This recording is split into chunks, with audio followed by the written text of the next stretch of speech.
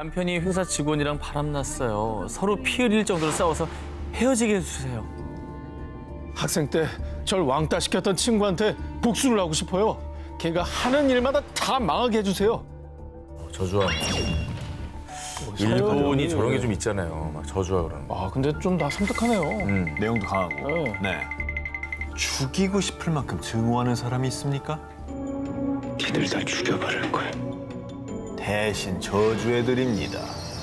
바로 일본에서 성행 중인 일명 저주 대행업체의 이야기입니다. 별걸 다 대행하는구나. 그렇죠. 네, 일본에 현재 운영 중인 저주 대행업체만 수십 곳.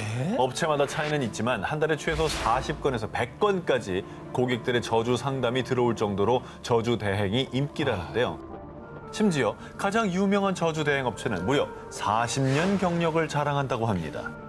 아니 근데 사실 뭐 이렇게 무당도 아니고 저주를 전문적으로 대행해주는 업체가 있다는 게 너무 신기하네요. 아니, 그리고 이게 뭐 사실 효과가 있겠어요? 이걸 뭐 돈을 받고 있으니까 저렇게 하겠지. 효과가 없다고 생각하시나 보죠? 효과 있을 것 같아. 자, 지금부터는 제가 직접 취재한 저주 대행업체 서비스 절차를 설명드리겠습니다. 먼저 이메일, 전화, SNS를 통해서 업체의 전문 주술사에게 상담을 접수하고요. 고객 본인과 저주 대상의 이름, 생년월일, 생시, 관계 등과 함께 상대방을 어떻게 저주하고 싶은지 내용을 전달하면요. 업체에서 가격 산정 후 고지, 그리고 소위 대행비를 선지급하면 업체가 저주 대행에 나선다고 합니다. 아, 그러면 보통 이 단가가 어느 정도 뭐 하겠다는 얘기는 아니고요. 굉장히 관심을... 네. 어떻게 이메일 드려요? 이제 예. 어디 뭐 누구 이 안에 있는 건 아니죠. 잘할게. 뭘 그렇게 또 그렇게. 이제 일단 한번 업체까지 부르려고. 죄송한데 일단 가격 들어보고. 들어보고. 예. 가격도 업체에 따라 차이가 있겠지만 간단히 기도만 하는 거는 약 77,000원. 가벼운 사고나 잠깐 아팠다가 회복하는 정도의 저주는 약 13만 원에서 26만 원 정도 하고요. 그리고 신사에 가서 일주일 이상 저주를 부르는 코스는 기간과 저주 강도에 따라 약 20만 원에서 650만 원까지 다양합니다. 아주 강력하고 무서운 저주는 부르는 게 값이라고 합니다. 아니 뭐 메뉴판에서 음식 고르는 것처럼 저주를 고르는 건데, 아니 그 대체 이게 어떻게 저주를 대신해 준다는 거예요? 지금 오 기자의 머릿속에는 이 대행비만 받아서 아무것도 안 하는 거 아니냐라는 의심이 가득합니다. 신사에 매일 가는지 어떻게 체크할 거야? 그러니까 솔직히. 그래서 실제로 일본의 저주 대행 업체에서 저주를 행하는 모습을 준비했습니다. 영상 보시죠. 영상이 있어.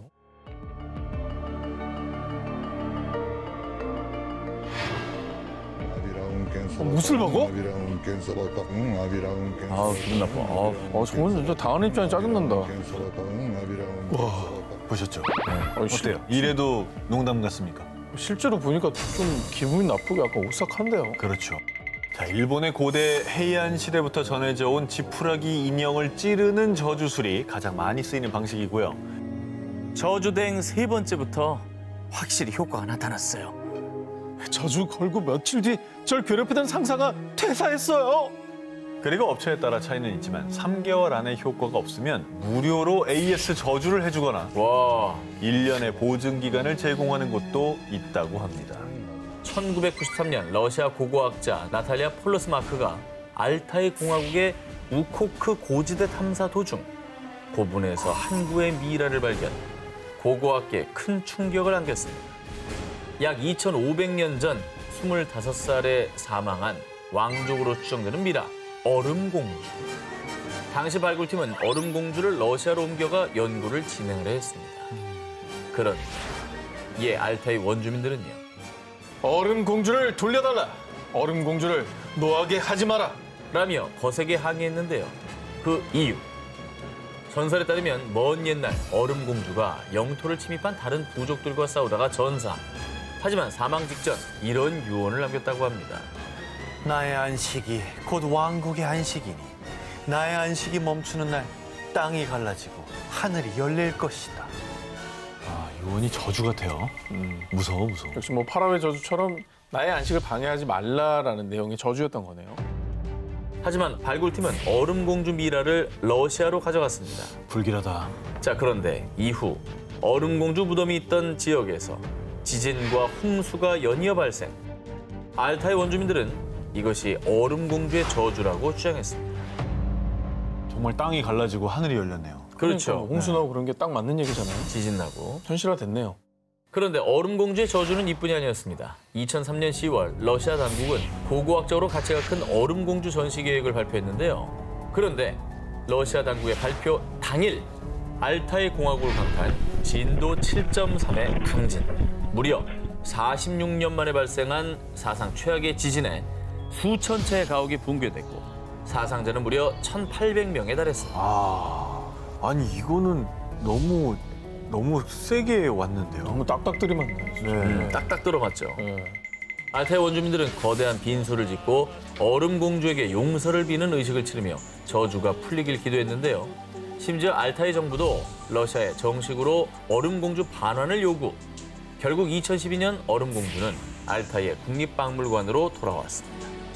자, 그런데 2012년 또다시 알타이를 강타한 규모 5.0의 강진. 이에 알타이 공화국 원로에서는요. 얼음공주의 저주를 풀기 위해 얼음공주 미라를 재매장하자고 요구했습니다. 그런데 말입니다. 2016년 알타이 법원은 얼음공주의 부분이 훼손됐기 때문에 재매장이 불가하다고 판단. 결국 얼음공주는 제자리로 돌아가지 못했는데요. 알타이 원주민들은 또다시 얼음공주가 분노하지 않을까 지금도 그녀의 저주를 두려워하고 있다고 합니다. 노트에 이름이 적히면 그 사람은 죽는다는 일명 데스노트. 그런데 데스노트가 TV판으로 있다는 사실 들어보셨나요? TV판 데스노트요? 그럼 TV에 뭐 언급된 사람들이 죽는 거예요? TV판 데스노트는 바로 미국 유명 다큐멘터리 전문 채널의 리얼 다큐 데들리스트 캐치입니다. 이름도. 2005년부터 현재까지 17시즌이나 방영되며 인기에 힘입어 게임으로도 제작된 이 프로는요. 세계에서 가장 극한의 조업 환경이라는 알래스카주 베링해에서 바닷물이 얼 정도로 혹한의 날씨에 위험천만한 킹크랩 잡이를 하는 선원들의 모습을 담은 프로그램인데요. 그런데 마치 데스노트처럼 이 프로그램에 출연해 이름을 올리기만 하면 사망하거나 사고에 휘말리는 등 불운이 뒤따라서요. 한편으론 데들리스트 캐치의 저주라고 불리는 악명 높은 프로그램이기도 합니다. 말만 들어도 위험해 보이잖아요, 그죠? 이름만 올리면은 뭐 사고를 당한다고 하니까. 사고에 노출될 수 있는 위험한 환경이긴 합니다. 극한 환경이긴 해요. 근데 이 제가 지금부터 전해드리는 소식을 들으면 과연 이 때문일까? 라고 의심을 하게 되시고요. 그래요? 데들리스트 캐치의 데스노트를 살펴보면 2011년엔 시즌 7에 출연한 저스틴 테니슨이 호텔에서 수면 무호흡증으로 인한 합병증으로 사망. 어머. 2015년엔 시즌 7 출연자 토니 라라가 수면 중 심장마비로 사망. 2018년엔 시즌 2, 3에 출연한 블레이크 페인터가 자택에서 사망했고요. 지난해엔 말론 레이에스와 닉 맥글라샨이 자택에서 숨을 거뒀습니다. 왜 이렇게 다 죽어요? 와 무섭다. 아, 진짜 너무 무섭다. 네, 한두 명도 아니고 여러 명이. 그것도 뭐 조업 중에 그런 게 아니라 일상생활을 하다가 그랬다니까. 진짜 무섭네요. 그런데 데들리스트 캐치의 저주가 더 소름 돋는 건요. 출연자뿐만 아니라 주변인들에게도 그 저주가 서린다는 점입니다. 프로그램에 출연한 잭 앤더슨의 동생이 2009년 폐렴으로 사망한 데 이어 2010년엔 그의 아버지가 실종됐다가 2년 뒤에 유골로 발견되는 사건이 있었고요. 그리고 데들리스트 캐치의 프로듀서 조 맥마흔은 2015년 캘리포니아에서 괴한의 총에 맞아 사망. 이렇게 수많은 불운을 몰고 온 데들리스트 캐치의 저주가 끊이질 않자 언론에선 가장 저주받은 TV 출연진들이라고 보도하기도 했지만요. 데들리스트 캐치는 현재도 큰 인기를 얻으며 방영되고 있습니다.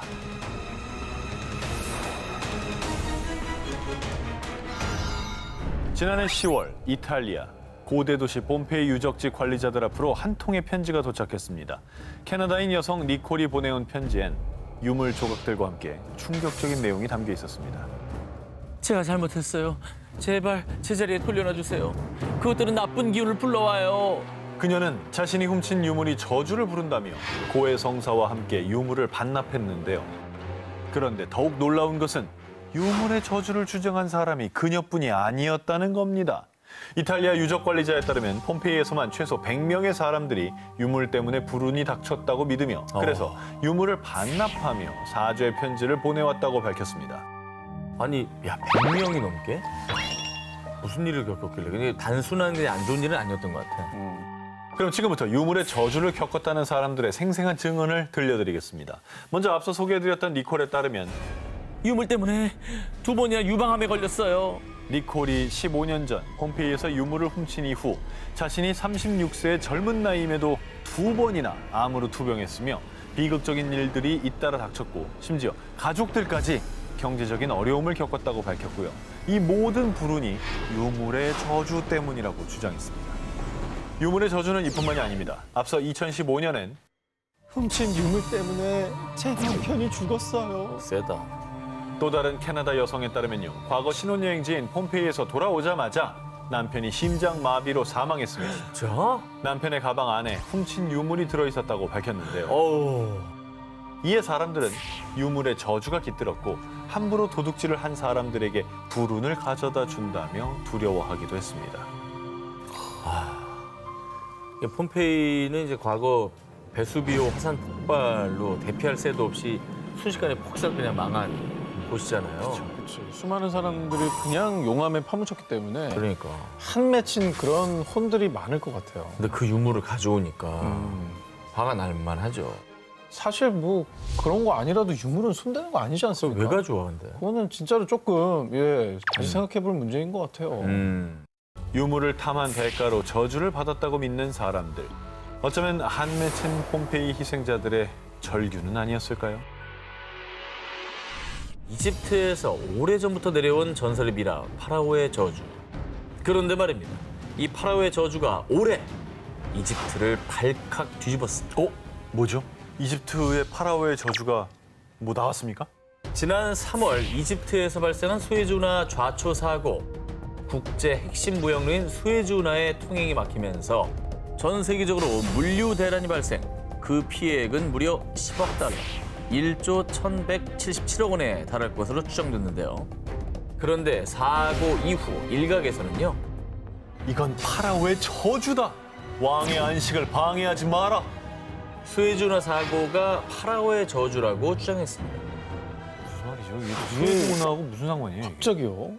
이 사고 발생 전 이집트 정부가 수도 카이로의 이집트 박물관에 잠들어 있던 신왕국의 절대 군주 람세스 2세, 여성 파라오 하트셉수트 등 이 고대 파라오와 왕비의 미라 총 22구를 신축한 국립문명박물관으로 옮기겠다고 발표.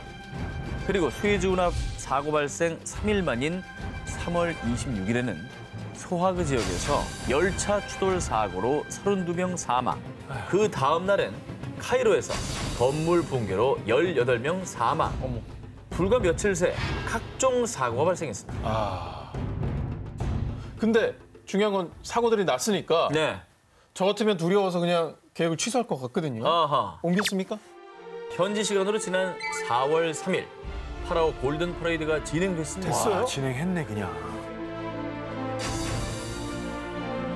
야, 진짜 국가 행사다 완전히.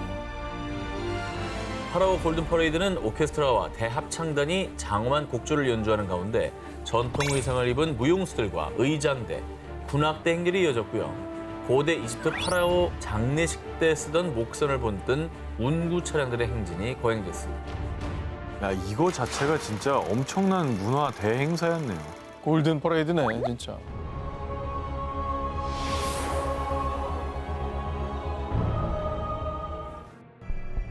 그냥 보기엔 너무 평범한 인형이잖아요. 이거 뭐 저주에 걸린 인형인가요? 사탄의 인형?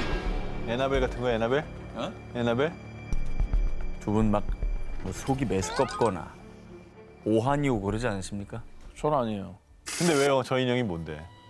방금 보신 이 인형의 이름은 패기인데요. 패기를 본 사람들은 하나같이 메스꺼움과 오한, 두통, 가슴 통증뿐 아니라 심지어 심장마비까지 겪는 등 당시 패기를 보고 고통을 호소한 사람들이 최소 80명이나 속출했습니다. 그거 우리한테 보여준 거예요? 네.